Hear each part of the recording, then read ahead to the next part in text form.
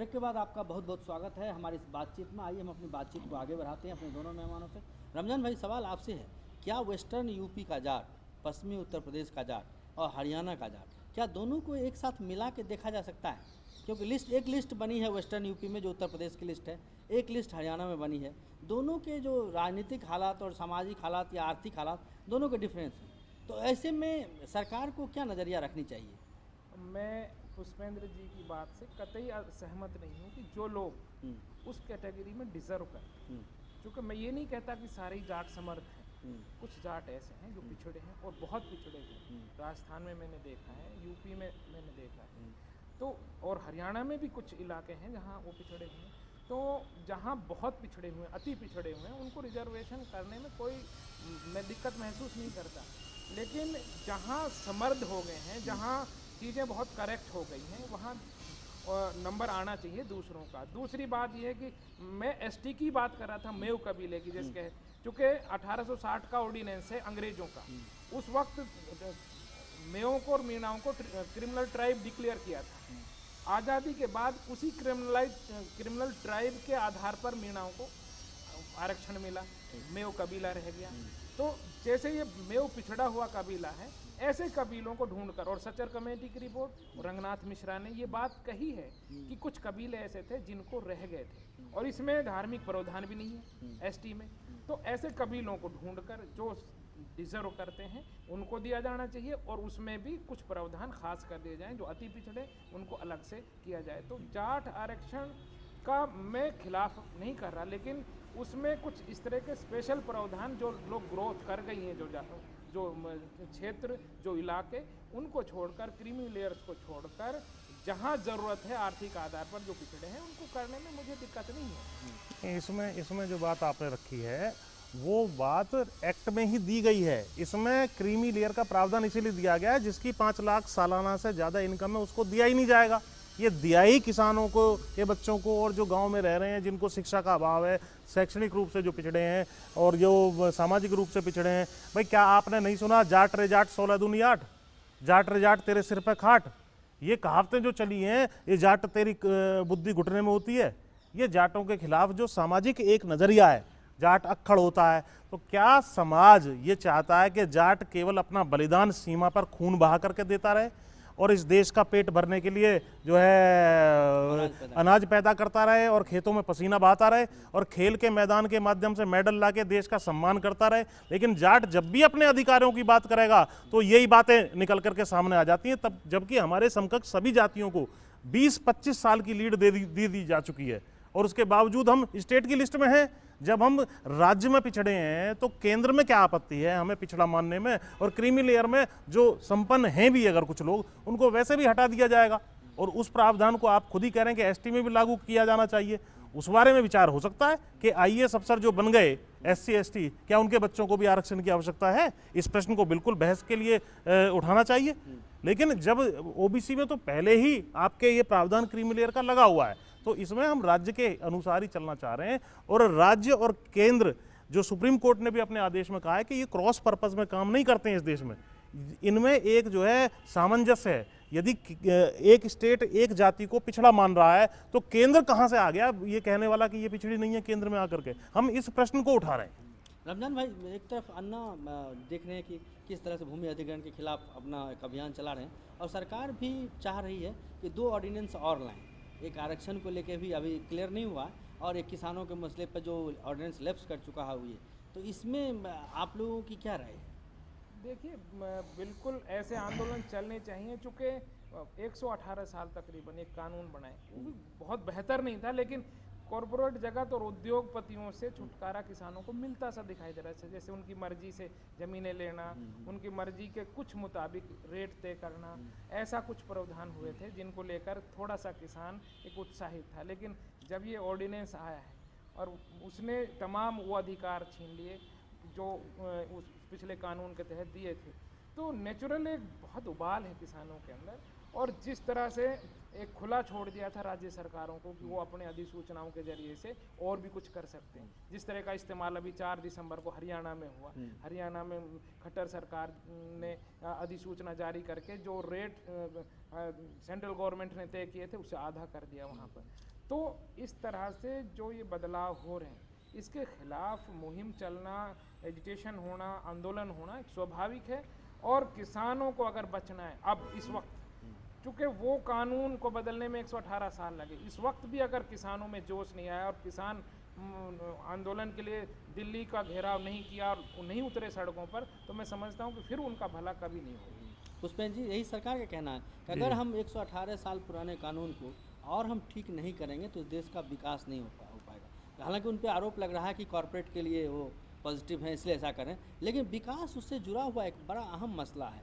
इसी तरह अगर धरना प्रदर्शन, लड़ाई और कानून मुकदमा चलता रहा इस देश में कब विकास होगा? कब लोग बड़ा बड़ा ये इंडस्ट्री लग पाएगी? या उसके लिए क्या ज़मीन के लिए आप दरवाजे जाएंगे? मुझे जी एक फैक्ट्री लगाना है, आप बताओ जी। देखिए, ये आपने बहुत महत्वपूर्ण प्रश्न उठाया है। प्रश्न आपका ये है कि क्या ज़मीन लेने से पहले जो इसमें 2013 का कानून था उसमें 70% और 80% किसानों की सहमति का प्रावधान था। अब वो 5-6 कंडीशंस, चाहे वो आधारभूत संरचना हो, यानी जो कोई बेसिक इंफ्रास्ट्रक्चर कहते हैं, रूरल हाउसिंग हो, सस्ते घर हो, या डिफेंस सिक्योरिटी, सुरक्षा के लिए, देश की सुरक्षा के लिए, ये 5-6 कैटेगरी, इंडस्ट्रियल कॉरिडोर भी उसमें शामिल है, इन्होंने बनाई। और उसके तहत इन्होंने कहा भाई इन चीज़ों में हम किसी से कुछ नहीं पूछेंगे।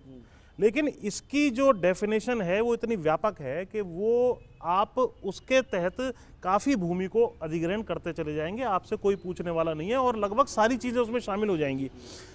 मैं एक महत्वपूर्ण और फंडामेंटल प्रश्न ये उठाना चाहता हूँ कि जो किसान आपको चुनने का अधिकार रखता है, अपनी हित की सरकार चुनने का अधिकार रखता है, तो क्या आज आप ये प्रश्न चिन्ह उस किसान के विवेक पर लगा रहे हैं कि साहब वो अपने हित का प्रोजेक्ट नहीं चुन पाएगा? अगर आप उसके हित की बात लेके उसके दरवाजे पे पूछने जाएंगे तो वो करेगा नहीं, मेरा हित नहीं है, तुम चले जाओ वापस। क्या इस देश में अंग्रेजों के समय से और लास्ट तक जो है नहरें नहीं बनी या सड़कों का जाल नहीं बिछा या रेलवे लाइन नहीं बिछी? किसान कभी भी जो विकास का मुद्दा है उससे असहमति नहीं जाहिर करता है। लोग पंचायत में बैठते हैं और गांव के गांव बिल्कुल इसमें सहमत होने को तैयार हो जाते हैं, लेकिन उन्हें 2-3 चीज़ें चाहिए। नंबर 1, उनकी यदि ज़मीन ली जा रही है तो वो तैयार हैं इस देश की डेवलपमेंट के लिए ज़मीन देने के लिए, लेकिन उनके साथ लूट ना की जाए। उनकी ज़मीन मान लीजिए 1000 रुपये में ली गई और बाद में उसको 30,000 रुपये में किसी बिल्डर को 10,000 रुपये में बिल्डर को दिया, बिल्डर ने आगे 30,000 में बेच दिया, वो गलत है। उसके लिए जो है ये सख्त कानून बनाया गया था। तो हमारा प्रश्न यही है, उसे बढ़िया कंपेंसेशन दी जाए। उसके बाद उसके परिवार का जो लगभग वो बेरोजगारी की स्थिति में आ जाता है, और आपको जानकारी है जो व्यक्ति व्यापारी नहीं है, अचानक उसे 2 करोड़, 1.5 करोड़, 1 करोड़ रुपया दे दिया जाए तो निश्चित रूप से वो बर्बादी के लक्षण उसमें आ जाते हैं। हेलीकॉप्टरों में दुल्हन आ रही हैं, स्कॉर्पियो और बड़ी बड़ी गाड़ियाँ आ रही हैं, मकान 2 मंजिला 3 मंजिला बना लिया है, लेकिन 10-5 साल बाद खाने के भी लाले पड़ जाएंगे और वो जो बिल्डिंगें वहाँ खड़ी होंगी उसमें गार्ड की नौकरी, स्वीपर की नौकरी, ये सब करता वो नज़र आता है। तो ये एक सामाजिक प्रश्न है, इसमें आग है, बहुत बड़ा एक सामाजिक समस्या हो जाएगी। किसान डेवलपमेंट चाहता है, लेकिन किसान ये नहीं चाहता कि डेवलपमेंट के नाम पे उसकी ज़मीन छीनी जाए। भाई सड़क बनती है, वहाँ पर रोड़ी, बदरपुर, सीमेंट, स्टील, कौन सा फैक्ट्री है जिससे अधिग्रहण किया जाता है कि भाई इतने रेट में तो तेरे हम ले लेंगे? सीमेंट का क्या अधिग्रहण होकर के बिल्डिंग बनती है? केवल जमीन और किसान की जमीन को अधिग्रहण करेंगे और न उससे पूछेंगे भी नहीं। फैक्ट्री मालिक का सीमेंट कोई अधिग्रहण नहीं करता, उसकी मर्जी का जो रेट होता है वो देता है, तुम्हें लेना है ले लो, नहीं तो मत जाओ। तो ये जो प्रवृत्ति है जो अंग्रेजों के समय से चली आ रही है कि साहब हम तो अधिग्रहण करेंगे और ले लेंगे उसको, वो गलत है। किसान के सामने आप जाइए, अपनी बात रखिए। किसान निश्चित रूप से जो राष्ट्रीय सुरक्षा है या 2-3 प्रावधान जो जायज़ हैं आप उनको रख लीजिए, लेकिन इंडस्ट्रियल कॉरिडोर बना रहे हैं, ये कर रहे हैं, वो इस सब चीज़ों के तहत भूमि छीन करके और जो थैली शाह, धन्ना सेठ और इंडस्ट्रीज़ हैं, इंडस्ट्रियलिस्ट हैं, उनको देने का जो इसके पीछे मंसाल अपरेंटली लग रही है वो गलत है। रमजान भाई, वही मैं जानना चाह रहा था कि जहाँ पे कुछ कानून थोड़े लचीले हैं भी, उन राज्यों में भी सरकार कितना % लैंड एक्विजिशन कर पाती है? क्या सरकारों या प्रशासन के बस की बात रही कि आप लैंड एक्विजिशन कर लेंगे? या आप उनके साथ रेट फिक्स करा लेंगे। एक प्रोजेक्ट अगर लगाना है पावर का कहीं भी, चाहे वो एनटीपीसी लगाती हो, चाहे वेल लगाती हो, या कोई भी कॉर्पोरेट लगाता है, किसानों के साथ डील करने में इतनी समस्याएं आती हैं। और मुझे लगता है कि आप प्राइवेट पार्टी होकर तो डील कर भी लेंगे, लेकिन सरकार या प्रशासन क्या कर पाएगा? एक्विजिशन इतना आसान है? देखिए, तकलीफ इस बात से नहीं है कि अब ये बात कह रहे हैं कि हमको विकास चाहिए और विकास के लिए किसानों की ज़मीन चाहिए। भारतीय जनता पार्टी कभी भी किसान हितैषी नहीं रही, किसान विरोधी इसको समझा जाता है। पहली बार देश के किसानों ने इस पार्टी पर भरोसा किया, और भरोसा इसलिए किया कि उन्होंने कई तरह की बातें, जैसे उन्होंने ये कहा अपने मैनिफेस्टो में कि हम रंगनाथ मिश्र सॉरी